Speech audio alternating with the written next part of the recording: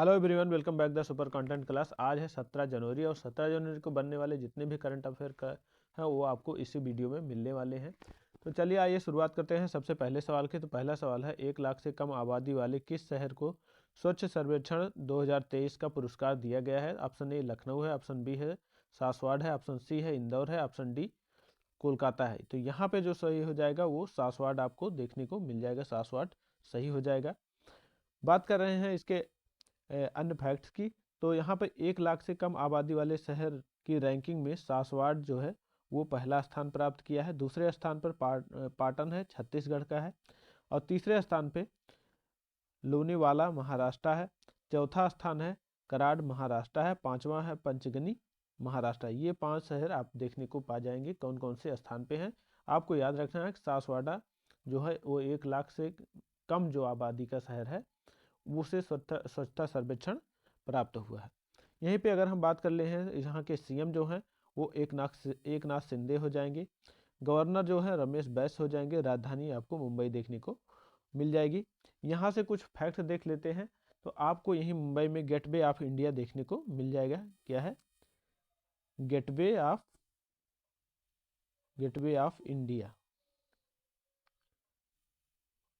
India यहीं पे आपको देखने को मिलेगा।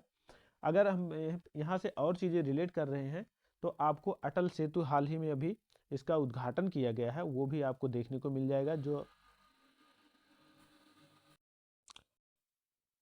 यहीं पे आपको अटल सेतु देखने को मिल जाएगा। अटल सेतु जिसका उद्घाटन किया गया है अभी हाल ही में, और यह मुंबई को नवी मुंबई से जोड़ने का काम करेगा। आरबीआई का अगर हम हेडक्वार्टर देखें तो आरबीआई का हेडक्वार्टर यही मुंबई में देखने को आपको मिल जाएगा। एप्पल का स्टोर जो खुला है पहला, वो भी आपको यही मुंबई में देखने को मिल जाएगा। नासिक के अगर हम बात कर रहे हैं तो राष्ट्रीय युवा महोत्सव जो है वो नासिक में अभी आयोजन इसका किया गया है। गोदावरी नदी का उद्गम आपको नासिक में देखने को मिल जाता है। कौन सी नदी है? गोदावरी नदी। और यह कौन सी पहाड़ी से निकलता है, ये भी आपको सवाल बनते हैं। तो ये त्रियंबक पहाड़ी से निकलता है। त्रियंबक त्रियंबक पहाड़ी से निकलते हैं गोदावरी नदी। जलगांव के केले को जो है जीआई टैग दिया गया है। जीआई टैग मिला है जलगांव केला को, 2023 का जीआई टैग मिला है। नागपुर को जो अगर हम बात करें कि नागपुर आपको संतरा नगरी के नाम से जाना जाता है। यहाँ पे आपको देखने को मिल रहा है नागपुर, और यहाँ पे आपको मुंबई देखने को मिल जाएगी। तो ये चीज़ आप इमेज से भी थोड़ा देखने का प्रयास कीजिए। नासिक यहाँ पे आपको देखने को मिल रहा है। आगे बात करते हैं। तो यहाँ से नासिक तक आपने देख लिया है। औरंगाबाद का नाम बदलकर संभाजी नगर रख दिया गया है, ये आपको याद रखना है। ये पुराना मतलब पीछे का करंट अफेयर है। तो औरंगाबाद का नाम बदला गया है, संभाजी नगर रखा गया है। क्या है? संभाजी नगर। अगर हम इसके चारों ऑप्शन की बात कर लेते हैं तो चारों ऑप्शन में आप देखेंगे कि लखनऊ को अभी हाल ही में पहला मतलब भारत का पहला एआई सिटी बनने जा रहा है लखनऊ। सासवाड़ आपने देख ही लिया है। इंदौर की बात कर रहे हैं तो इंदौर जो है इस स्वच्छता रैंकिंग में पहला स्थान रखा है। क्या है? फर्स्ट स्थान इंदौर को मिला है स्वच्छता सर्वेक्षण में। और जो हमने आपको बताया सासवाड़ जो है वो 1 लाख से कम आबादी का है, ये भी आपको याद रखना है। और इसे जो है 7वीं बार लगातार स्वच्छता सर्वेक्षण में पहला स्थान प्राप्त हुआ है। ये याद रखना है कितनी बार हुआ है, 7वीं बार लगातार। यहाँ से आपको याद रखना है कि 1 लाख से कम आबादी की अगर बात करेंगे तो सासवाड़ हो जाएंगे।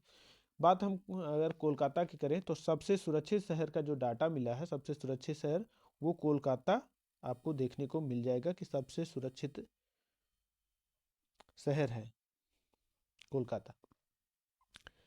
आगे बात करते हैं अगले सवाल की। तो अगला सवाल है, किन छावनी बोर्ड को स्वच्छ सर्वेक्षण 2023 में शीर्ष अवार्ड मिला है? आप ऑप्शन एक देख रहे हैं, अहमदाबाद कैंट गुजरात को, आगरा कैंट उत्तर प्रदेश को, और अहमदनगर कैंट महाराष्ट्र को, और महू कैंट मध्य प्रदेश को। तो यहाँ पे जो ऑप्शन सही हो जाएगा वो महू कैंट हो जाएगा। ऑप्शन डी सही हो रहा है, महू कैंट को स्वच्छता सर्वेक्षण 2023 का अवार्ड दिया गया है। आगे इसके कुछ फैक्ट देख लेते हैं। कुल 61 छावनी बोर्डों को महू कैंट ने शीर्ष स्थान प्राप्त किया है। 61 छावनी बोर्डों में टॉप 5 पे कौन है? महू कैंट बोर्ड मध्य प्रदेश का है, और देवलाली कैंट महाराष्ट्र का है, अहमदाबाद कैंट गुजरात तीसरे नंबर पे है, और चौथे नंबर पे सिकंदराबाद कैंट तेलंगाना देखने को मिल जाएगा। अहमदनगर कैंट आपको महाराष्ट्र 5वें नंबर पे देखने को मिल रहा है। तो यहाँ से आपको इतनी जानकारी याद रखना है। बात हम मध्य प्रदेश की कर रहे हैं, तो मध्य प्रदेश को सोया प्रदेश के नाम से जाना जाता है, क्योंकि यहाँ पे सोयाबीन का उत्पादन अधिक होता है, इसीलिए इसे सोया प्रदेश भी कहते हैं। यही मध्य प्रदेश को आपको टाइगर प्रदेश के नाम से भी जाना जाता है। क्या है? टाइगर। अगर मध्य प्रदेश की बात कर रहे हैं तो नदियों का मायका, नदियों का मायका मध्य प्रदेश को कहा जाता है, क्योंकि अधिकतर नदियां यहीं से निकलती हैं, तो इसीलिए इसे नदियों का मायका भी कहा गया है। आगे बढ़ते हैं अगले सवाल की तरफ। थोड़ा सा मध्य प्रदेश के बारे में जान लीजिए। मध्य प्रदेश की राजधानी क्या है? तो भोपाल हो जाएगी। अगर हम यहीं पे बात कर रहे हैं सीएम की, तो आपको सीएम मोहन यादव देखने को मिलेंगे यहीं पे। अभी हाल ही में इनको सीएम बनाया गया है। मध्य प्रदेश का गवर्नर मंगू भाई पटेल हो जाएंगे। मध्य प्रदेश दुनिया का सबसे बड़ा तैरता सोलर पार्क खांडवा में आपको देखने को मिल जाएगा। खेलो इंडिया यूथ गेम्स में 5वां संस्करण मध्य प्रदेश में आपको देखने को मिला है। एशिया का सबसे पहला फ्लोटिंग फेस्टिवल मंदसौर में खोला गया है। 49वां खजुराहो महोत्सव मध्य प्रदेश में हुआ है। हवाई मार्ग से तीर्थ यात्रा करने वाला पहला राज्य जो है वो मध्य प्रदेश हो जाएगा। तो यहाँ से आपको इतने फैक्ट्स भी याद रखने हैं। आगे बढ़ते हैं सवाल नंबर 3 की तरफ। तो स्वच्छता सर्वेक्षण 2023 में सबसे स्वच्छ गंगा शहरों के में शीर्ष अवार्ड किसे मिला है? तो पटना बिहार को, हरिद्वार उत्तराखंड, वाराणसी उत्तर प्रदेश, प्रयागराज उत्तर प्रदेश। तो यहाँ पे आपको एक बार फिर से वाराणसी को इस स्वच्छता सर्वेक्षण में पहला स्थान प्राप्त हुआ है। आगे बढ़ते हैं। कुल 88 स्वच्छ गंगा शहरों की लिस्ट में उत्तर प्रदेश 3 शहर शीर्ष स्थान प्राप्त किए हैं। इसमें से टॉप 10 शहर जो है गंगा के किनारे जो बसने वाले हैं उसके बारे में देख लेते हैं। तो पहले स्थान पर आपको वाराणसी तो देखने को मिल ही रहा है। दूसरे स्थान पर प्रयागराज उत्तर प्रदेश हो जाएगा। तीसरे स्थान पर बिजनौर उत्तर प्रदेश हो जाएगा। चौथा है हरिद्वार उत्तराखंड है। कन्नौज उत्तर प्रदेश का पटना है बिहार का। ऋषिकेश उत्तराखंड है। कानपुर उत्तर प्रदेश का है। राजमहल झारखंड का आपको देखने को मिल जाएगा, और साहिबाबाद झारखंड से आपको देखने को मिल जाएगा। तो यहाँ से आपको ज़्यादा नहीं कुछ याद रखना है, आपको 2 जरूर याद रखना है पहले स्थान पर जो है, और तीसरा अगर याद रख पाएंगे तो भी अच्छा है, नहीं है तो कोई बात नहीं है, लेकिन आपको 3 श्रेणी तक याद रखना। पहले पे वाराणसी को, दूसरे पे प्रयागराज और तीसरे पर बिजनौर को। ये तीनों गंगा शहर हैं जो स्वच्छता सर्वेक्षण में स्थान प्राप्त किए हैं। आगे बढ़ते हैं। सवाल नंबर 4 है, तो किस राज्य में 3 दिवसीय अंतर्राष्ट्रीय ऊंट उत्सव जनवरी 2024 में आयोजित किया गया है? तो option A Rajasthan, option B Gujarat है, option C Tamil Nadu, option D Assam हो जाएगा। तो यहाँ पे आपको राजस्थान देखने को मिल जाएगा। आप इस सवाल को वैसे भी कर सकते हैं, तो अगर अनुमान लगाते तो आपका सही हो सकता था। पॉइंट नंबर 1 देख लेते हैं। तो राजस्थान के बीकानेर में अंतर्राष्ट्रीय ऊंट उत्सव 12 से 14 जनवरी 2024 तब आयोजित हुआ है। पॉइंट नंबर 2 की बात करते हैं। तो 3 दिवसीय ऊंट उत्सव, ऊंट दौड़, घुड़दौड़, बीकानेर कार्निवाल और classical forms of arts celebrity nights और अग्नि नृत्य समेत स्थानीय कला और संस्कृति के रंगों से सराबोर कार्यक्रम देखने को आपको यहीं पर मिल गया है। आगे बढ़ते हैं। राजस्थान के बारे में थोड़ा सा जान लेते हैं। तो राजस्थान की राजधानी जो है आपको जयपुर देखने को मिलेगा। मुख्यमंत्री अभी हाल ही में नियुक्त किए गए हैं, तो भजन लाल शर्मा हो जाएंगे। राज्यपाल जो है वो कलराज मिश्र हो जाएंगे। नेशनल पार्क आपको डेजर्ट नेशनल पार्क देखने को मिल जाएगा। केवला देव है, घाना है, और मुकुंदरा बाग अभ्यारण्य देखने को मिल जाएगा। अब आपसे एक यहीं पे सवाल है, वो आपको कमेंट बॉक्स में लिखना है। तो बताना है कि मुख्यमंत्री को शपथ कौन ग्रहण कराते हैं। तो ये चीज़ आपको बताना है कि शपथ ग्रहण का काम किसका होता है, वो जो कराते हैं। राजस्थान की बात कर रहे हैं तो राइट टू हेल्थ बिल जो है वो राजस्थान द्वारा दिया गया है। और मानगढ़ की पहाड़ी राष्ट्रीय स्मारक घोषित किया गया है। देश के नक्शे के आकार का सबसे बड़ा ज्योतिर्लिंग यहीं पे आपको देखने को मिल जाएगा। भगवान शंकर की सबसे बड़ी प्रतिमा विश्वास स्वरूपम आपको राजस्थान में देखने को मिलेगी। यहीं पे आपको स्टैचू ऑफ पीस देखने को मिल जाएगा। क्या है? स्टैचू ऑफ पीस राजस्थान में देखने को मिलेगा। आगे बढ़ते हैं अगले सवाल की तरफ। तो अगला सवाल है, भारतीय सेना दिवस कब मनाया गया है? ऑप्शन ए है 12 जनवरी, ऑप्शन बी है 11 जनवरी, ऑप्शन सी है 15 जनवरी और ऑप्शन डी है 10 जनवरी। तो यहाँ पे आपको 15 जनवरी को भारतीय सेना दिवस आपको देखने को मिलेगा।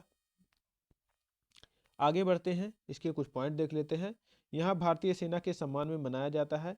वर्ष 1949 में भारतीय सेना के लेफ्टिनेंट जनरल KM करियप्पा को भारतीय सेना का कमांडर इन चीफ बनाया गया था।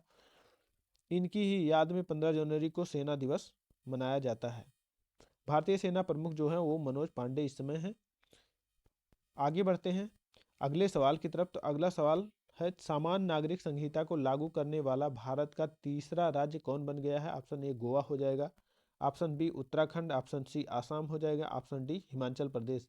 तो यहाँ पे आप जो देख रहे हैं तो आपको देखने को आसाम सही हो जाएगा। ऑप्शन सी यहाँ पे आपको देखने को मिल जाएगा। आसाम तीसरा स्थान रहा है इसका, जो समान नागरिक संहिता लागू करने वाला तीसरा राज्य बना है असम।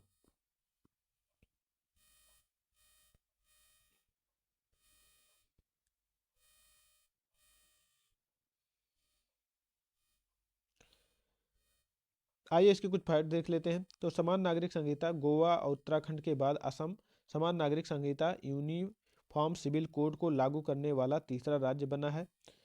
असम के मुख्यमंत्री हेमंत बिस्वा शर्मा के द्वारा असम के जनजातीय क्षेत्र को छोड़कर संपूर्ण राज्य में भारतीय संविधान के अनुच्छेद 44 में उल्लेखित समान नागरिक संहिता को लागू किया गया है। अब बात अगर अनुच्छेद 44 की हो रही तो यहाँ पे थोड़ा सा हम देख लेते हैं। तो आपको यहाँ भाग 4 में देखने को मिल जाएगा। क्या है? भाग 4 में। और भाग 4 में क्या है? तो DPSP में आपको यह समान नागरिक संहिता देखने को मिलेगा। यहाँ से आपको जरूर याद रखना है किस भाग में है, तो भाग 4 है और DPSP में। राजधानी अगर देखेंगे तो दिसपुर हो जाएगी, मुख्यमंत्री हेमंत बिस्वा शर्मा हो जाएंगे।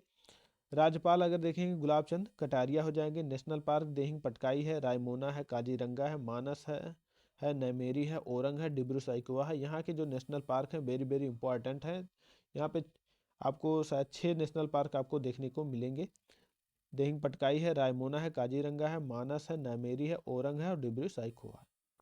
प्रमुख त्यौहार आपको बिहू देखने को मिल जाएगा, आबूआची मेला देखने को मिल जाएगा। यहीं पे आपको कामाख्या मंदिर देखने को मिलेगा। क्या है? कामाख्या मंदिर। कामाख्या मंदिर। आगे बढ़ते हैं अगले सवाल की। सवाल नंबर 7 है, हाल ही में किस राज्य में दुर्लभ तिब्बती भूरे भालू पाए गए हैं? तो ऑप्शन ए सिक्किम है, ऑप्शन बी असम हो जाएगा, option C Nagaland, option D Meghalaya हो जाएगा। तो यहाँ पे आपको सिक्किम सही हो जाएगा। सिक्किम में आपको भूरे भालू देखने को मिल रहे हैं। तो ये आप इमेज में देख सकते हैं। आगे बढ़ते हैं अगले पॉइंट की तरफ। तो सिक्किम में पहली बार दुर्लभ तिब्बती भूरा भालू नजर आया है। भूरे भालू की तस्वीर सिक्किम वन विभाग द्वारा लगाए गए कैमरे में कैद की गई है। कैमरे में कैद हुए तिब्बती भालू की पीले रंग के दुपट्टे जैसी कलर दिखाई देती है उसके गले पे। इस खोज से इस जानवर के यूनिवर्सिटी के बारे में डाइवर्सिटी के बारे में और जानकारी मिलेगी। सिक्किम राजधानी जो है आपको गंगटोक देखने को मिल जाएगी। राज्यपाल जो है वो लक्ष्मण आचार्य देखने को, मुख्यमंत्री जो है प्रेम सिंह तमांग हो जाएंगे। नेशनल पार्क आपको काजीरंगा राष्ट्रीय उद्यान देखने को मिल जाएगा।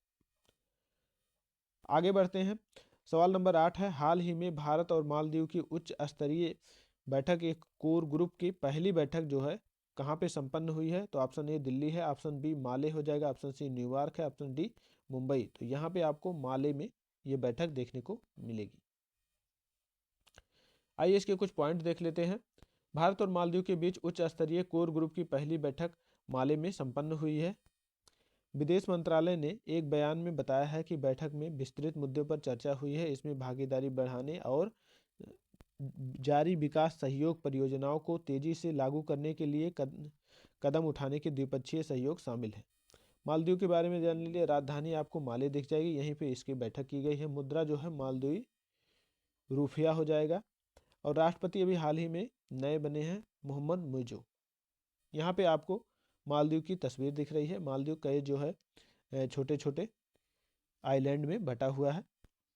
आगे बढ़ते हैं अगले सवाल की तरफ। तो अगला सवाल है, सवाल नंबर 9 है, वर्ष 2024 में ब्रिक्स के सदस्यों की संख्या 5 से बढ़कर कितनी हुई है? ऑप्शन ए 11 है, ऑप्शन बी 9 है, ऑप्शन सी 10 हो जाएगा, ऑप्शन डी जो है वो 31 हो जाएगा। तो यहाँ पे आपको 10 देखने को मिल जाएगा।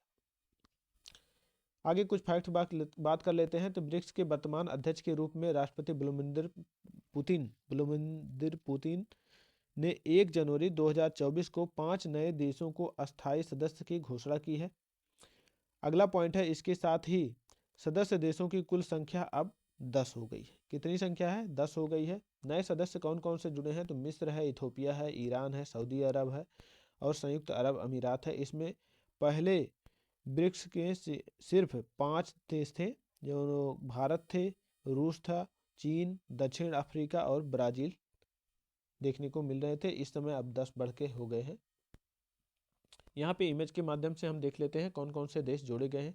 तो पहले कौन देश थे, अब कौन से देश हैं, ये भी आपको देखने को मिलेंगे। तो सबसे पहले देख लेते हैं कि पहले कौन से देश। तो पहले देश में आपको रूस दिख रहा है, चाइना दिख रहा है, भारत है और यहाँ पे आपको साउथ अफ्रीका है और ब्राज़ील। ये 5 देश पहले जुड़े हुए थे। अब जो जुड़े हैं तो आपको ईरान देखने को मिल जाएगा, इजिप्ट देखने को मिल जाएगा, सऊदी अरबिया देखने को मिल जाएगा, यूएई यहीं पे आपको देखने को मिल जाएगा और इथोपिया। ये जो 5 देश जुड़े हुए हैं, ये नए वाले देश जुड़े हैं। आगे बढ़ते हैं। साइलेंट वैली प्रोजेक्ट केरल में राज्य में आपको देखने को मिलेगा। क्या? Silent valley project. और सैलमबाद आंध्र प्रदेश में कृष्णा नदी पे अवस्थित है। विधान परिषद सदस्य बनने के लिए न्यूनतम आयु क्या हो? 30 वर्ष होने चाहिए। भारतीय संविधान के अनुच्छेद 17 में अस्पृश्यता के अंत का वर्णन किया गया है। भारत का राज्य चिन्ह सारनाथ अशोक स्तंभ के ऊपर निर्मित शीर्ष की अनुकृति है। संविधान सभा में का अस्थायी अध्यक्ष डॉक्टर राजेंद्र प्रसाद को बनाया गया था। तो ये कब बने थे? तो 11 नवंबर को। कब? 11 नवंबर 1949 को इन्हें अस्थायी अध्यक्ष। और अस्थायी अगर अध्यक्ष की बात करेंगे तो वो हो जाएंगे सच्चिदानंद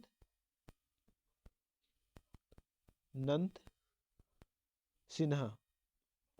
अस्थायी से अध्यक्ष बने थे, ये 9 नवंबर को बने थे। कब बने थे? 9 नवंबर को बनाए गए थे। अगला सवाल है, खजुराहो मंदिर का निर्माण नागर शैली में किया गया है। ये आपको याद रखना है। नियाग्रा जलप्रपात यूएस और कनाडा के बीच स्थित है। The voice of the heart Mrinalini Sarabhai की आत्मकथा है। अंतर्राष्ट्रीय न्यायालय के अध्यक्ष बनने वाले प्रथम भारतीय नागरिक जो है नगेंद्र सिंह हो जाएंगे। दोस्तों आज का सेशन यहीं पे समाप्त हो रहा है। सेशन अच्छा लग रहा है तो लाइक कीजिएगा, दोस्तों में शेयर कीजिएगा। नए लोग हैं तो चैनल को सब्सक्राइब कर लीजिए और आपको जो सवाल दिए गए हैं वो कमेंट बॉक्स में ज़रूर लिखिएगा। मिलेंगे अगले दिन, तब तक के लिए इजाज़त दीजिए। नमस्कार, जय हिंद।